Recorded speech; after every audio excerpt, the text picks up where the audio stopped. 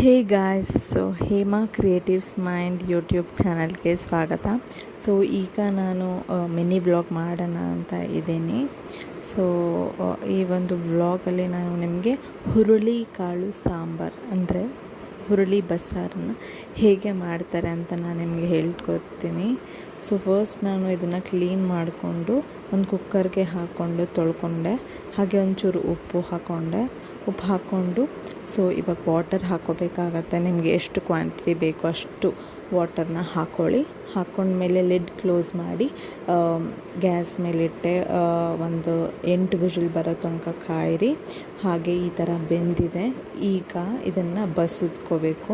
so ಈ ಥರ ಆಮೇಲೆ ಒಂದು ಜಾರ್ಗೆ ಟೊಮ್ಯಾಟೊ ಹಾಕ್ಕೊಂಡೆ, ಹಾಗೆ ಕೊಬ್ಬರಿ ಮತ್ತು ಬೆಳ್ಳುಳ್ಳಿ, ಈರುಳ್ಳಿ,